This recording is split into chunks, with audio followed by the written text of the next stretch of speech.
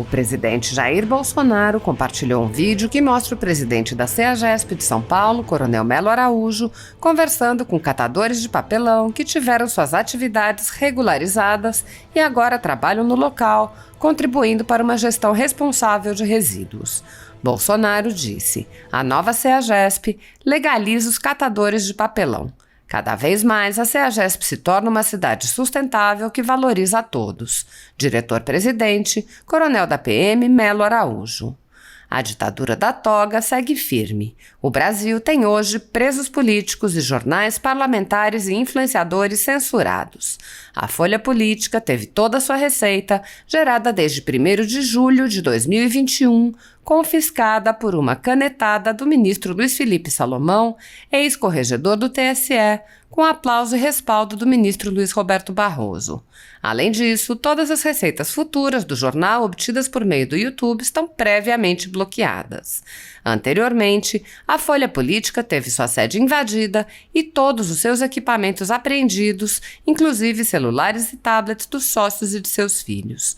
Mesmo assim, a equipe continuou trabalhando como sempre, de domingo a domingo, dia ou noite, para trazer informação sobre os 3 poderes e romper a espiral do silêncio imposta pela velha imprensa, levando informação de qualidade para todos os cidadãos e defendendo os valores, as pessoas e os fatos excluídos pelo mainstream, como o conservadorismo e as propostas de cidadãos e políticos de direita.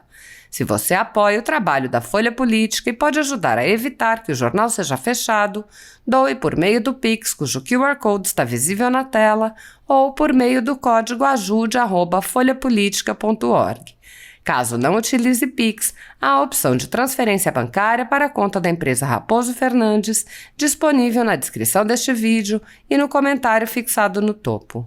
A Folha Política atua quebrando barreiras do monopólio da informação há quase 10 anos e, com sua ajuda, poderá se manter firme e continuar a exercer o seu trabalho. Pix ajude@folhapolitica.org. Assista! Estou aqui com alguns catadores de papelão da CEAGESP. O senhor antes trabalhava aqui legalmente, não é isso? Você fugia da gente, da segurança. Hoje você trabalha legalizado. Então hoje eles trabalham legalizado. Então, eles antes fugiam da segurança. O que a gente transformou os informais em pessoas que existem atualmente. Então hoje eles catam papelão, tem uniforme. Deixa eu mostrar o papelão. Acabaram de catar o papelão. Aí eles trazem o papelão aqui. O senhor vai pegar e vai pagar por quilo. Corretamente. É isso? Correto. Ficou melhor.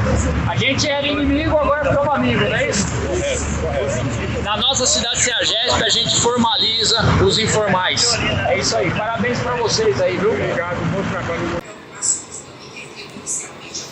Olá pessoal, deputada federal Bia Kicis. Eu vim falar aqui com vocês sobre um dos temas mais importantes sobre o qual eu dedico meu mandato, que é o combate ao ativismo judicial. E nós estamos agora vivendo um momento muito crítico com relação a isso, quando esse ativismo ele advém diretamente de ministros do Supremo Tribunal Federal. Somente esses últimos dias nós tivemos 2 exemplos muito graves de ativismo. O que é o ativismo? O ativismo é quando o juiz ele se substitui ao legislador e, ao invés de simplesmente fazer o seu papel de aplicar a lei, ou no caso até do Supremo, a Constituição, ao caso concreto, aos processos sobre os quais o juiz se debruça, que chegam ao juiz mediante provocação de uma parte interessada, o juiz começa a falar e decidir sobre questões políticas que não estão nos autos. Então nós tivemos essa semana o ministro Gilmar Mendes, numa entrevista, numa declaração, dizer o seguinte, que é preciso dizer isso de maneira muito clara. O Exército está se associando a esse genocídio. Não é razoável, é preciso pôr fim a isso. Então, a gente fica pensando assim, de que genocídio, em primeiro lugar, o ministro está falando, né? Porque nós vivemos nos últimos governos um genocídio, aí sim, verdadeiro, de jovens, né, de negros, de pessoas pobres, que têm sido assassinadas e não só negros e pobres, mas toda a sociedade, que realmente nessas camadas mais pobres da sociedade aumenta a violência, né? Mas pessoas de todas as camadas sociais, de todos os níveis intelectuais, de todas as profissões, têm sido vítimas, sim, de assassinatos, 60 mil pessoas por ano, sem que o Estado tenha sido capaz de proteger essas pessoas. Aí a gente pode falar de genocídio, mas no governo atual, que genocídio é esse? Quem é que está cometendo genocídio junto com o Exército, segundo o ministro Gilmar Mendes? Então, esse é o tipo da declaração que nos deixa realmente muito preocupados, e o ministro da Defesa já respondeu, dizendo que as Forças Armadas, o Exército, têm se dedicado durante o coronavírus ao combate ao coronavírus, né? Então não há genocídio algum, o que há é agora uma modinha, né, de ficar falando do presidente da República com total desrespeito à autoridade máxima da República e chamando o presidente de genocida, o que é um crime, né? Porque genocídio é um crime contra a humanidade, e aí, no caso, estão atribuindo um crime.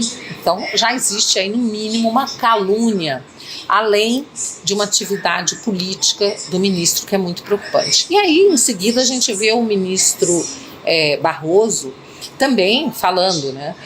Falando da preocupação dele, tanto com a saúde, como com as redes estando disseminando ódio. Ele está muito preocupado com o ódio e a desinformação disseminada nas redes sociais. Isso eu coloco como presidente do TSE, tendo que tomar uma atitude para evitar que aconteça o que aconteceu no Brexit. O que aconteceu no Brexit? No Brexit, o povo inglês decidiu 2 vezes pela retirada, pela saída da Inglaterra, da Grã-Bretanha, né, da União Europeia. Então isso foi a vontade do povo.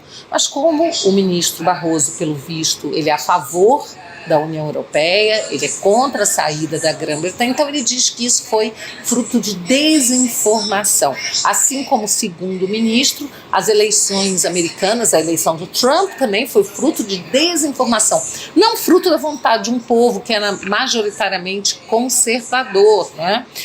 Que se vê representado pelo Trump, pelas suas ideias, ao contrário, né, das ideias pregadas pelo Partido Democrata, né? E também as eleições na Índia, segundo o ministro Barroso, também fruto de desinformação. Agora, o presidente da Polônia foi reeleito, um conservador. Pode ser que o ministro Barroso também ache que foi fruto de desinformação. Desinformação essa que precisa ser combatida. Como é que ele está combatendo isso, gente? Combatendo, chamando as plataformas, dizendo que elas têm que retirar, né? Elas têm que cuidar para que não haja fake news. E o ministro tem que retirar das plataformas aquelas informações que, segundo ele, desinforma. Aí o ministro, né, ele diz o seguinte, que ele conta, olha que bonito, gente, vocês têm certeza que vocês vão ficar emocionados. Contamos com a imprensa profissional que sabe separar fato de opinião, a gente tem visto isso, que se move por preceitos éticos, a gente também tem visto isso, e que possa fazer o filtro dessas bobagens que circulam nas redes ao lado dos checadores de fato. Aí eu trouxe, né, essa informação de que foi uma pesquisa feita pelo Instituto Global Edelman Trust Barometer, tá? É um estudo feito por eles em 2018, disse o seguinte, que a imprensa, tá? A imprensa, ela é a instituição menos confiável globalmente. Então, esse resultado apontou que em 22 dos 28 países onde a pesquisa foi feita, ela se encontra no território da desconfiança. E o Brasil certamente é um desses países, se não foi incluído na pesquisa, se fosse incluído, certamente seria um desses países onde a imprensa está realmente assim, um dos últimos locais, uma das últimas posições de instituição confiável, não é? A gente tem assistido jornalista que torce para presidente morrer, pesquisas que são feitas, né, e depois desmentidas, pesquisas eleitorais que são feitas, divulgadas pela imprensa e depois são desmentidas nas urnas. A gente tem visto aí que na questão até do coronavírus, a imprensa se valendo de dados científicos que mudam toda semana, né?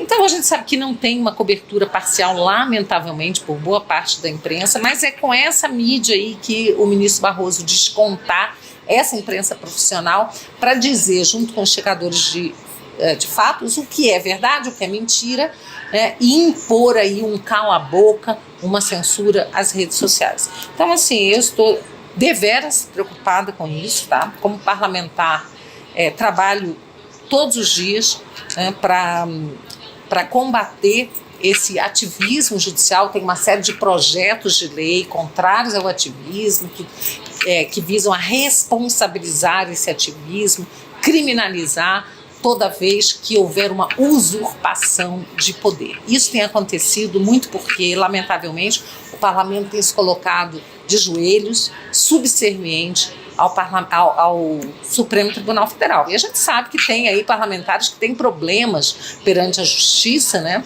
que temem realmente que haja uma investigação, uma denúncia, que o Supremo possa condená-los. Mas é isso aí, né? A gente precisa encarar esse fato, né? A gente sabe que você não precisa dever para a justiça para poder ser investigado. Hoje a gente vê isso, né? Existe, além do ativismo todo, né? Agora esse ativismo também foi para inquéritos, né? Ele agora também está sendo utilizado em inquéritos penais, né? Aí no Supremo Tribunal Federal, que está avançando sobre a base de apoio do presidente Bolsonaro. Então a situação é toda muito preocupante e nós temos que continuar sempre atentos, e vocês podem contar com o meu trabalho no combate ao ativismo, que é uma forma da gente preservar a democracia. Enquanto os juízes quiserem fazer leis, quiserem investigar, quiserem decidir quem vai ser diretor da polícia, ou seja, quiserem usurpar sobre competência do executivo e do legislativo, nós não teremos uma democracia efetiva.